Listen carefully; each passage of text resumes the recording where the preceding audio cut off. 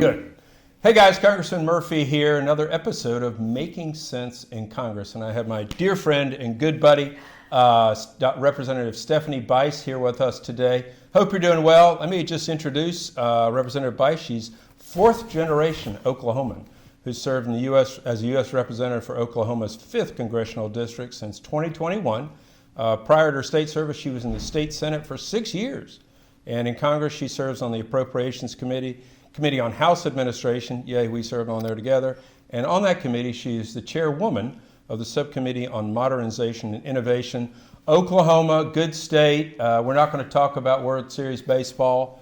They obviously cheated against the Tar Heels, but so be it. Somebody had to win, but so National championship. I think Sooners. the ball was scuffed up, and I think there was grease on the players' gloves, and pitchers' gloves. But anyway, welcome, Stephanie. I thoroughly enjoy getting you. She's really one of the top members of Congress. She's here for the right reasons and does a fantastic job. I couldn't say that about our last guest, Jody Arrington, but I think Miss Bice is here Mrs. Bice does a fantastic job. Thank you. So to introduce you quickly to the audience. Okay. Favorite sandwich? Probably pimento cheese, but it needs to be toasted. Oh. A little twist on it. Yeah. I like a little toasty stuff yeah, too. pimento cheese. Wendy does that, so it's really good. What is one thing that you own that you should throw out? Well, right now, I forgot that I had opened a bag of salad and only ate half of it and put it in the fridge, and now it's not moldy, but now it's brown, so I probably need to throw it out. I'm also doing a purge at our house back home in Oklahoma, and so I'm actually throwing out a lot of things. So Mrs. Murphy does that like when I'm gone or something, and I come back and I can't find anything. Yeah. She started throwing out some of my medicines the other day, and I kind of need some of my medicine. So do you get enough sleep? I do. I'm not a stress eater. Some people drink when they're stressed out or eat too much. I actually am a stress sleeper. When I get really sort of overwhelmed, I like to either take a nap or I go to bed early, and I feel like it refreshes me for the next day. So sleep is important. It is very, very important, and it's harder to get when you get older, like this guy here, who doesn't sleep very well. So good for you. You're very lucky to do that. Yeah, I am. If you had one song to listen to for the rest of your life, what would it be? Gosh, that's so hard. Shall I hum a few bars? So many good ones. I would say, I would maybe say, I don't know, I love Into the Mystic. Van Morrison, it's very melodic, it's kind of slow. I've always loved that song. Excellent. So maybe Into the Mystic. Is he your favorite, he your favorite artist? No, there's only a few songs that I really get into with Van, but I love music. I actually had the privilege a few weeks ago of attending an event here in Washington, D.C., and I got to see Garth Brooks. Get out of it. He live. Got to see you. Yeah, live. He's from the district, actually, from Yukon, Oklahoma, so that was a lot of fun. Oh, cool. Been to tons of concerts. I've done festivals. I have realized I'm not a big festival fan. Do you play an instrument? I do not. I don't sing either. You don't want me to. I actually sang in high school. Did you? And I sang all 4 years in college in a choir. Thankfully, it was in a choir because I could get hidden. Oh. But interesting. All right, what would viewers find interesting about D.C. that they don't know? When I came to Washington, D.C. in the summer of 2017, so 9 years ago, I came with my husband and our daughters for vacation. And someone said to me, hey, you should go check out the Marine Corps Barracks parade. And I didn't even know what that was. Yeah. So I signed up for it online, and we attended, and it happened to be July 4th week. Every week they have a special guest. This happens on Friday nights at the Marine Corps Barracks, H&8. Yeah. And they do a silent drill performance that the Marines put on. It is an incredible experience, and we attended that first time in 2017. General Mad Dog Mattis was the special guest, so it was kind of neat. Yeah. But it was an incredible opportunity. So when I got elected to Congress, I made sure that my staff tells visitors coming to D.C.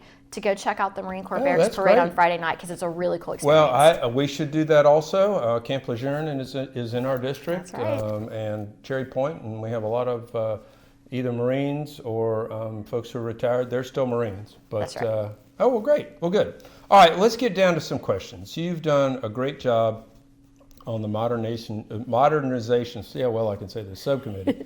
Why should we focus on this? Why is it important? Look, this institution tends to do things in a very traditional way, which isn't always a bad thing. But there are ways that technology can help improve the process. And there's also things that haven't been done that should have been done. And so this particular subcommittee, the Subcommittee on Modernization and Innovation, came out of a select committee that was created during the 116th and 117th Congresses. Interestingly enough, I was not part of the select committee. I actually was put on House administration. And then when they decided to stand up a subcommittee, a traditional subcommittee with House administration, they asked me to be the chair of it. And it's really a way for us to focus on the recommendations that were put forward by that select committee. There were over 200 of them. And then figure out what are other things that we should be focusing on. You know this better than anyone, being in medicine, that technology has really advanced the way we do things. Absolutely. And unfortunately, this institution doesn't adapt quickly. And so finding ways that we can actually improve how the House functions is really my focus on that subcommittee. That's great, especially with the advent of the boogie word or the happy word of artificial intelligence. That's right. So you weren't on that subcommittee. You find this as a special interest. Yeah. Right? Yes. So what does the future look like? Well, I think pull open the doors and let us see what the future looks like. Sure. I think one of the things that we've been focused on over the last year and a half or so has been how do you integrate AI into a modern Congress. It's new, it's evolving, many people aren't familiar with it. You know, members tend to not be familiar with AI, but a lot of the younger generation is, and particularly our staff. Yeah. And so how do we ensure that there are guardrails around what you can and can't do utilizing AI? What are the platforms that can be used on a House network? That's really important. You don't want to, allow access to the House networks without a very thorough vetting.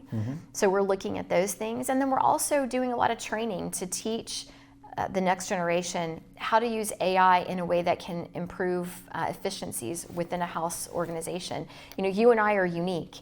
We get elected to Congress and we're basically told, hey, you get to set up your own business, if you will. You are in charge. Yep. So every office does it different.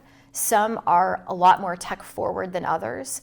And I think what we're trying to do is educate everyone on what those advances look like, how they can make your office more efficient, operate more efficiently, and actually provide better services to our constituents. Because at the end of the day, that's why we're here, is to provide that service to them. So last week when we had the Congressional Research Service come and chat with us about AI, it was pointed out that one of our colleagues submitted a bill that still had the AI tag on it. What do you think about AI producing legislation? Well, it's interesting because one of the questions I asked Director Donfried in that hearing was about whether or not they are creating a large language model that is specific for legislative text. Because what we realized, and we kind of saw this with Google's rollout of Gemini originally, you would ask it a question and the response it was giving was very inaccurate. So, it's one of those garbage in, garbage out. You have to be careful about what information you're putting into a large language model. In this case, somebody used AI to try to help draft legislation. Someone didn't catch that there was sort of a piece of information in there that gave it away. Right. And so you have to be mindful of that. And again, that goes back to why we're teaching the younger generation how to avoid those sort of pitfalls, because it can be detrimental to your career, frankly. Right, because it's only as good as what you put into it. That's exactly right. What else, to finish up our little interview here, what else can we look forward to? What other innovations are you guys leading the charge on? We've already done quite a few things, and I think that's what's exciting about being on this subcommittee. There were 202 recommendations put forward, and we've already addressed 170 of them, with only about 15 more that are in our jurisdiction. And it's things that you would have never really thought of. For example, closed captioning. Committees didn't have closed captioning. So if you were hearing disabled, you weren't able to actually hear a committee roundtable or hearing on the television. Yeah. So we've changed that. We've also changed it in the hearing rooms. We've changed it on the floor. You can actually now use closed captioning on the floor. It was shocking to me when I first took over this subcommittee, there was no dedicated ADA drop-off or pickup for those with physical disabilities on this campus. This is the people's house. Right. So that was the first thing I did, was try to figure out how do we make that happen. It took a lot of coordination with the Sergeant at Arms and Architect of the Capitol to make sure that it was secure but still accessible.